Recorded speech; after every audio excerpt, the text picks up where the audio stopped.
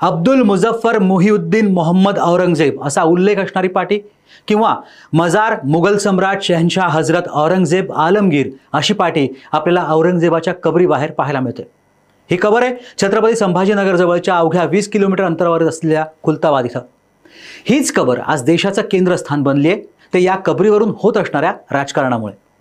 काही दिवसांपूर्वीच छावा चित्रपट प्रदर्शित झाला होता आणि त्यात औरंगजेबानं संभाजी महाराजांचा जवळपास 40 दिवस केलेला छळ आणि त्यानंतर महाराजांचा मृत्यू अत्यंत विस्तृतपणे मांडण्यात आला होता।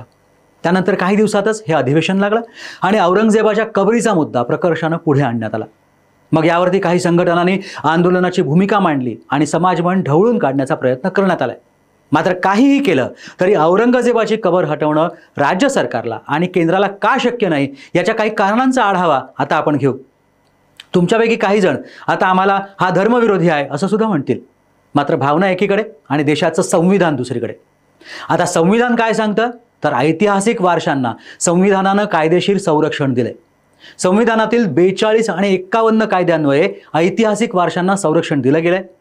संसदेनं बनवलेल्या कायद्यानुसार राष्ट्रीय ऐतिहासिक वारसा, इमारती आणि लेखांचं संरक्षण करणं ही त्या राज्याची जबाबदारी आहे आणि त्याचं कोणतंही नुकसान कोणीही करण्याचा प्रयत्न करत असेल तर त्या वारशाला संरक्षण पुरवलं गेलं पाहिजे असं संसदेने बनवलेल्या कायद्यात म्हटलेलं आहे। औरंगजेब महाराष्ट्रात मृत्यू पावला आणि त्याची कबर औरंगाबाद जवळच्या खुलताबाद इथं आपल्याला पाहायला मिळते।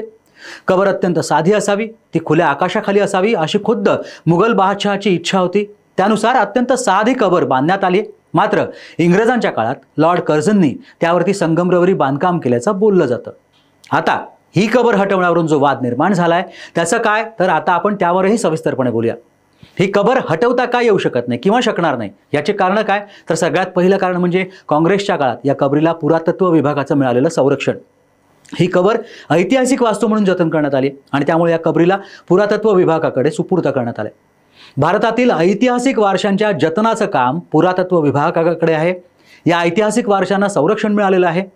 2014 पर्यंत देशात 3650 ऐतिहासिक वारसा स्थळं आहेत जी पुरातत्व विभागाच्या अखत्यारीत येतात।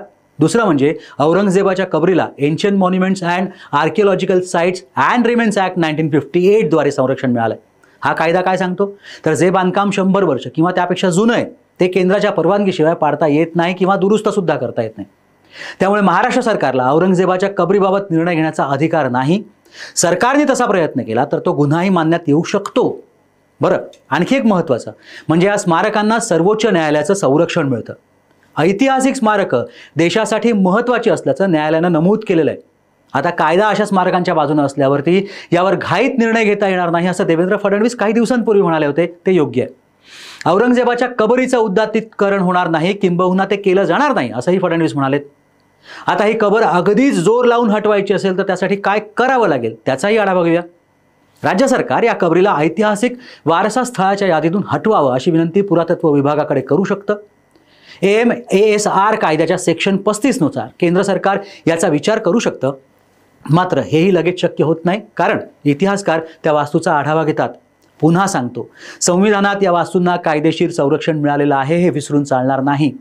अशा स्मारकांना कायद्याचं संरक्षण असल्यामुळे राज्य सरकारला मोठी कायदेशीर लढाई लढावी लागू शकते। ही प्रक्रिया अत्यंत किचकट असल्यानं ती पूर्ण व्हायला किती वेळ लागेल कोणी सांगू शकत नाही। औरंगजेबाची कबर आणि त्याभोवतीचं राजकारण आत्ताच का होतंय याच्या खोलात या व्हिडिओत जायची गरज नाही। एक मात्र नक्की आहे, गेली जवळपास 400 वर्ष ही कबर इथेच आहे। इतकी वर्ष या कबरीला हटवावं अशी मागणी का करण्यात आली नाही आणि त्यावरून राजकारण का पेटलं नाही हा सुद्धा चर्चेचा विषय। समजा ही कबर हटवण्याचा निर्णय झाला तरीही भारत जो धर्मनिरपेक्ष देश आहे अशी जगात आपली प्रतिमा आहे त्याचं काय हाही प्रश्न निर्माण होतो। एका कबरीवरून जगात आपल्या विरोधात काय संदेश जाऊ शकतो हे सुद्धा लक्षात घेतलं पाहिजे।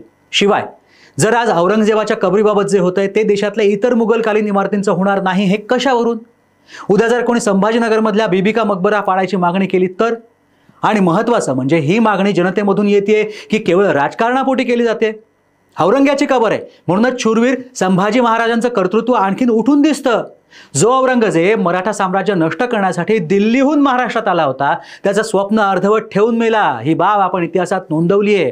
पण आपण त्याची कबर पाडून हा इतिहासच गाडायला निघालो आहोत। कायद्याचं मजबूत संरक्षण, पुरातत्व विभागाचं अशा ऐतिहासिक वास्तूंवर असलेलं नियंत्रण पाहता कबर हटवण्याचा निर्णय सध्या तरी अशक्य वाटतो। मात्र राजकारणात काही येऊ शकतं हे सुद्धा लक्षात ठेवायला लागेल। औरंगजेबाची कबर राज्यातनं हटवावी असं तुम्हाला वाटतं का? कायद्याचं संरक्षण पाहता ते शक्य आहे असं